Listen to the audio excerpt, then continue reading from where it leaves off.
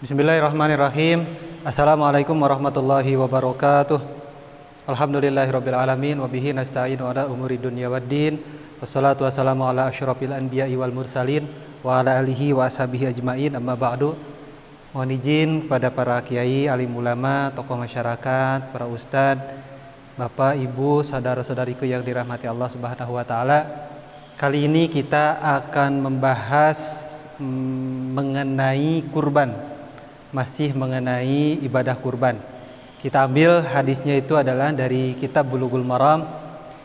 Jika Bapak Ibu pegang kitabnya dari terbitan Jabal, itu ada di halaman 349. Nomor hadisnya 1353. An Ali radhiyallahu anhu, nah itu.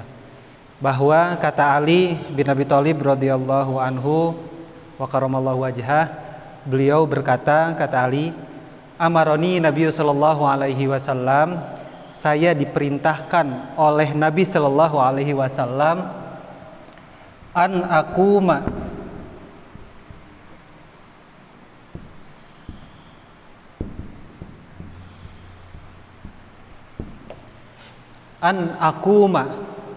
Di kitab terjemahan itu adalah nunnya bertasdid, anna aqwama.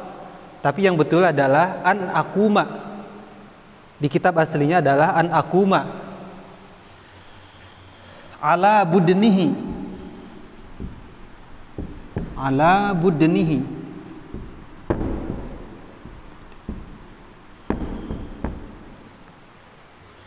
Saya disuruh oleh Nabi Shallallahu Alaihi Wasallam untuk mengurus hewan sembelihan atau hewan kurban Rasulullah Shallallahu Alaihi Wasallam, yang mana dalam satu riwayat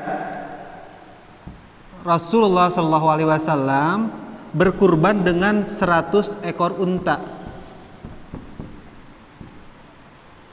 yang mana beliau sembelih sendiri sebanyak 63 ekor unta, dan sisanya yaitu 37 ekor diserahkan atau diamanatkan untuk disembelih oleh Ali dan kawan-kawannya. Jadi Rasulullah SAW menyembelih 63, Ali dan teman-temannya disuruh oleh Rasulullah SAW 37 ekor unta. Tetapi dalam kepengurusannya semua ini adalah diurus oleh Sayyidina Ali radhiyallahu anhu.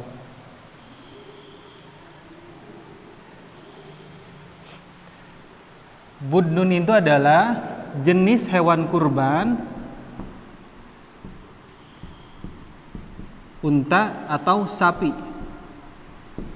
Tapi dalam satu riwayat Nabi Shallallahu Alaihi Wasallam berkurban dengan 100 ekor unta. An aku ma'ala budnihi. Kemudian teks selanjutnya itu adalah wa an uqassima.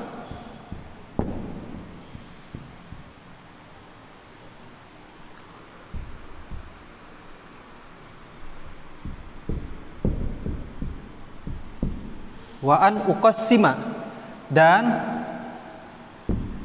aku disuruh Nabi Shallallahu Alaihi Wasallam untuk membagikan luhumaha. Yang pertama, luhumaha, dagingnya. Kemudian yang kedua,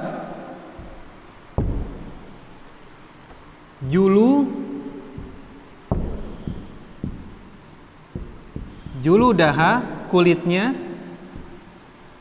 Kemudian yang ketiga, wajilalaha. Wajilalaha ini adalah aksesoris. Jadi kalau di unta itu ada selimut untuk menyelimuti unta. Kalau kita itu unta tunggangan, itu ada aksesoris di unta. Wajilalaha artinya kesemuanya ini, dagingnya, kulitnya, dan juga aksesoris unta itu diberikan alal masakini,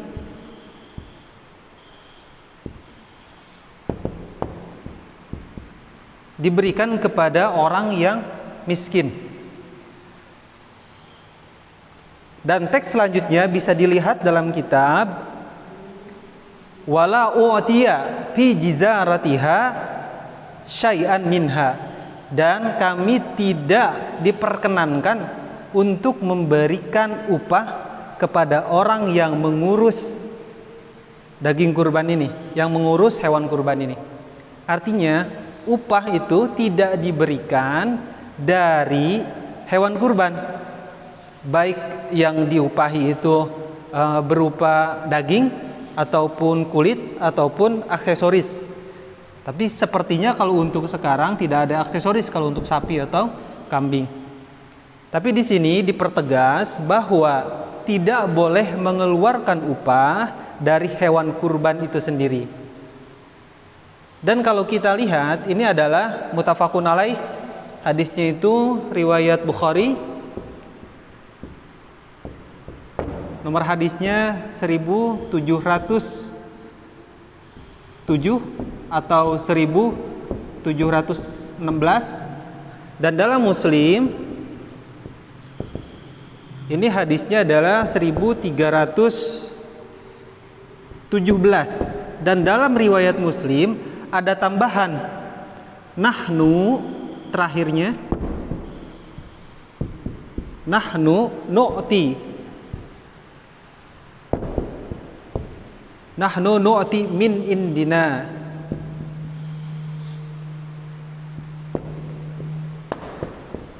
Dan kami memberikan upah kepada yang mengelola daging ini, kepada yang mengelola daging kurban, kami memberikan upah dari selain daripada hewan-hewan yang dikurbankan. Artinya kalau misalkan sekarang kita ada kurban patungan sapi, dengan patungan satu sapinya itu adalah 3 juta rupiah misalkan.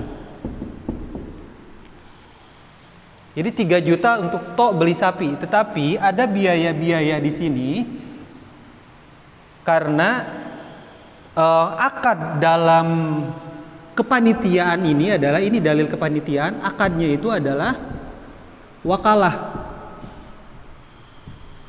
Dan dalam wakalah ini sifatnya itu adalah boleh meminta upah atau ujroh.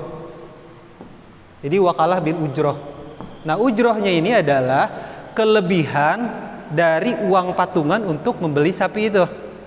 Misalkan diperkirakan untuk satu orang kita membutuhkan dana itu sekitar 200.000. Maka di sini ditambahkan 3.200.000. 3 juta untuk beli sapinya, dan 200 tolong dikasih tahu kepada pengkurban bahwa ini adalah biaya-biaya untuk memotong hewan kurban. Nah itu. Jadi wakalahnya wakalah bil ujroh boleh. Ini adalah dalil mengenai bolehnya kita mewakilkan penyembelihan hewan kurban kepada orang lain. Dan orang lain ini membentuklah kepanitiaan, namanya kepanitiaan kurban. Ini dalilnya. Dan tidak boleh dari daging, kulit, dan aksesoris jika unta, itu tidak boleh dijadikan upah kepada panitia atau kepada orang yang memotong atau kepada orang yang mengurus daging kurbannya. Adapun untuk memberikan upah kepada yang mengurus hewan kurban ini adalah kita mengeluarkan uang selain daripada peruntukan untuk membeli sapi atau kambing. Nah, di sini dipertegas oleh Ali radhiyallahu anhu dalam riwayat Muslim bahwa nahnu nu'ti min indina, bahwa kami memberikan atau mengeluarkan upah dari uang kami sendiri. Dan sering dipermasalahkan itu adalah masalah kulit, karena kulit lumayan. Kalau kita misalkan ada 5 sapi, harga satu kulitnya itu sekitar 500.000 rupiah. Artinya 500 dikali 25, 2,5 juta untuk harga kulit ini. Dan baiknya solusinya kulit ini diberikan kepada pihak ketiga. Artinya kalau memang pihak ketiga tersebut orang yang mampu, nah kita hadiahkan niatnya. Kalaupun misalkan tidak mampu, maka itu kita sebagai sedekah. Dan apabila kulit ini sudah diberikan kepada orang lain sebagai sedekah atau hadiah, maka itu sudah bukan tanggung jawab pekurban atau bukan tanggung jawab panitia lagi. Dengan catatan bahwa kulit dari hewan kurban ini tidak boleh dijual, baik dijual oleh panitia ataupun dijual oleh pengkurban. Misalkan panitia memberikan kepada pengkurban yang jumlahnya 7 orang kalau sapi misalkan. Nah, oleh orang yang 7 orang ini, oleh orang-orang yang 7 ini dijual misalkan, atau panitia sendiri yang menjual kulitnya dengan harapan mendapatkan uang, terus uangnya dibagikan kepada fakir miskin. Nah, bagaimana kalau gitu? Kita pahami dulu sebuah hadis dari Nabi Shallallahu Alaihi Wasallam. Ada dari riwayat Al-Hakim, riwayat dari Abu Hurairah radhiyallahu anhu, bahwa Nabi Shallallahu Alaihi Wasallam bersabda, man ba'a, barang siapa yang menjual jilda udhiyatihi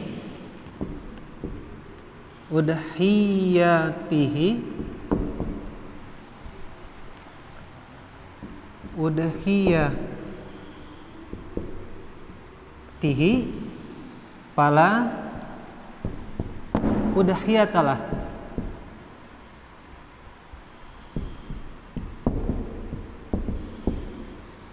talahu, barang siapa yang menjual kulit dari hewan kurbannya, maka dia termasuk gagal dalam berkurban. Misalkan panitia menjual kulit kurban, kena hadis ini. Barang siapa yang menjual kulit dari hewan kurban, maka gugurlah hewan itu sebagai kurban. Jika melihat keumuman dari hadis ini.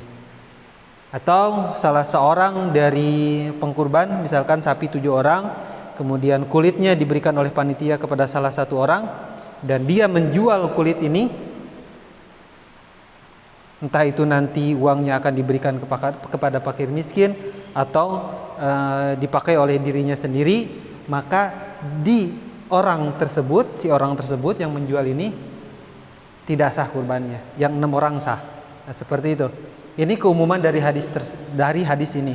Tetapi ada pendapat dari Imam Abu Hanifah, boleh menjual tapi asal dijualnya jangan dengan uang. Misalkan kulit tapi ditukar dengan barang lain atau barter, tidak boleh dengan uang. Dan itu pun kalaupun misalkan barang hasil barterannya itu diberikan kepada fakir miskin, misalkan dengan berasnya dikasih ke fakir miskin, itu boleh kata Imam Abu Hanifah. Tetapi kalau dengan uang, karena jual beli yang memang jelas jual belinya, terkenalah hadis ini. Barang siapa yang menjual kulit dari hewan kurban, maka hewan kurban tersebut atau hewan kurban yang dia niatkan untuk berkurban tidak sah. Hati-hati. Ya, solusinya tadi diberikan kepada pihak ketiga, terserah pihak ketiga mau menjualnya lagi atau mau memberikannya lagi kepada orang lain, itu tidak jadi masalah. Yang penting di sini tidak ada jual beli dalam masalah daging, dalam masalah kulit, ataupun dalam hal-hal yang memang terkait dengan hewan kurban itu sendiri.